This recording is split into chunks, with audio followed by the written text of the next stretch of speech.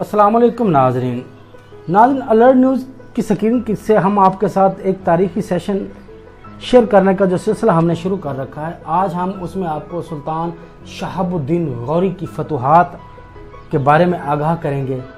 ناظرین، یہ فتوحات جاننے سے پہلے الرٹ نیوز کو سبسکرائب کر لیں اور بیل آئیکن کو دبا لیں تاکہ ہماری ہر نئی ویڈیو آپ تک بروقت پہنچ سکے۔ ناظرین، سلطان محمود کی طرح شہاب الدین غوری بھی عظیم فاتح تھا۔ سلطان محمود غزنوی کے تقریباً 200 سال بعد یہ فاتح ایک بار پھر ان ہندو ریاستوں کو فتح کرنے نکلا جنہوں نے جس میں دلی، اجمیر، فتوج، بندھیل، کھنڈ، گجرات، مالوا اور بنگال جیسے سر اٹھاتے علاقے شامل تھے۔ چنانچہ 1170 میں اس نے سب سے پہلے ملتان پر حملہ کیا۔ اسماعیلی اچ کی طرف بھاگ گئے تو اگلے سال اس نے اچ پر بھی قبضہ کر لیا۔ 1178 میں اس نے گجرات پر پھر سے حملہ کیا لیکن ناکام رہا۔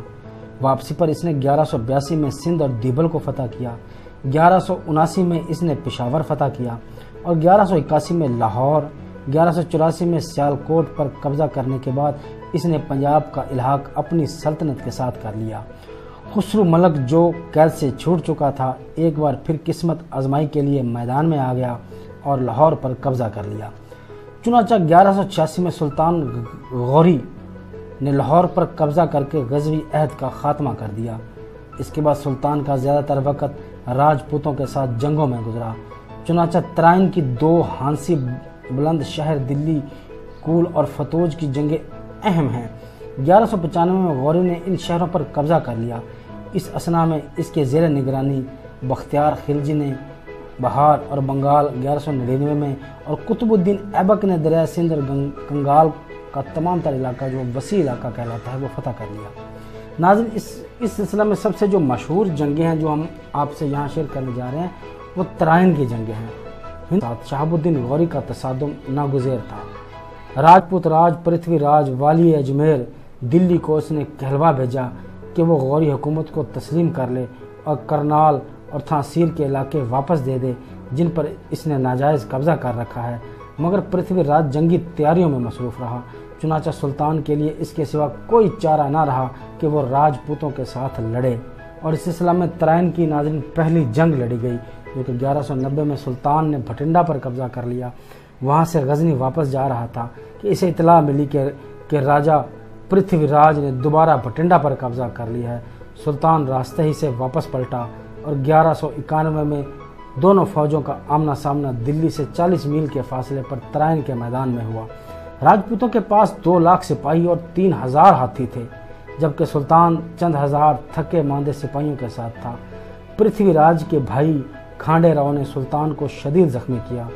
سلطان ایک محفوظ مقام پر چلا گیا تو فوج نے اسے نہ پا کر حوصلہ چھوڑ دیا۔ مسلمانوں کو پہلی بار کسی ہندو راجا سے زبردست شکست کا سامنا کرنا پڑا تھا۔ سلطان اپنے بچے کچے سپاہی لے کر لاہور واپس چلا گیا۔ بھٹنڈا سلطان کے ہاتھ سے نکل گیا۔ اس کے بعد ترائن کی دوسرا مارکا جو بڑا عظیم مارکا جو کہ تاریخ میں گنا جاتا ہے۔ 1 سال تک سلطان نے شکست کی ندامت کے باعث نہ تو نئے کپڑے پہنے اور نہ ہی خوابگاہ میں داخل ہوا۔ اس نے بدلہ لینے کا عزم کر رکھا تھا۔ چنانچہ سال بھر وہ فوجی تیاریوں میں مصروف رہا۔ 1192 میں 1,20,000 سپاہیوں کو ساتھ لے کر سلطان غزنہ سے جہاد کے لیے نکل کھڑا ہوا۔ پرتھوی راج نے ہندو شامی کو پھر سے جمع کرنا شروع کر دیا۔ چنانچہ اس کے لشکر میں 3 لاکھ سوار، 3000 ہاتھیوں کے علاوہ ان گنت پیادہ فوج بھی تھی۔ ایک بار پھر دونوں فوجیں ترائن کے میدان میں جمع ہوئیں۔ سلطان نے اپنی فوج کو 5 حصوں میں تقسیم کیا۔ 4 حصوں کو شکست کھا کر بھاگنے کی ہدایت تھی، جبکہ 5واں حصہ دشمن کے تعاقب میں جانے کے لیے تیار تھا۔ پرتھوی راج کی فوجیں فتح کے نشے میں بکھر گئیں۔ سلطان کو جب یہ اندازہ ہو گیا کہ راجپوت فوج تھک چکی ہے، چور ہو چکی ہے، نڈھال ہو چکی ہے، تو اس نے 5ویں حصے سے حملہ کر دیا۔ شام کے وقت راجپوت اس حملے کی تاب نہ رہ سکے۔ پرتھوی راج اور کھانڈے راؤ قتل ہوئے۔ ترائن کی دوسری جنگ راجپوتوں کو زبردست نقصان اٹھانا پڑا اور شہاب الدین محمد غوری کی ہیبت ان کے دلوں میں بیٹھ گئی۔ دلی اور اجمیر کی سلطنت بھی سلطان کے ہاتھ سے آ گئی۔ کہا جاتا ہے کہ ترائن کی فتح شمالی ہندوستان میں اسلامی سلطنت کے قیام کا نقطۂ آغاز تھی۔ सुल्तान अपने गुलाम कुतुबुद्दीन ऐबक को हिंदुस्तान के फतह इलाकों में अपना नायब बनाकर गजना चला गया। ऐबक ने पेशकदमी का सिलसिला जारी रखा और जल्द ही हांसी, बुलंदशहर और दिल्ली को फतह कर लिया। इसके अलावा दूसरे सलार मोहम्मद बिन बख्तावर खिलजी ने बंगाल और बहार पर कब्जा करके 1205 में तिब्बत पर भी हमला कर दिया। तो नाज़रीन, ये मुख्तसर सी फतूहात शहाबुद्दीन गौरी की जो हमने आपके साथ डिस्कस की, आपको हमारी ये रिपोर्ट कैसी लगी, इसका फीडबैक ज़रूर दीजिएगा। हमारे चैनल को लाइक करें, सब्सक्राइब करें और शेयर ज़रूर करें। वस्सलाम।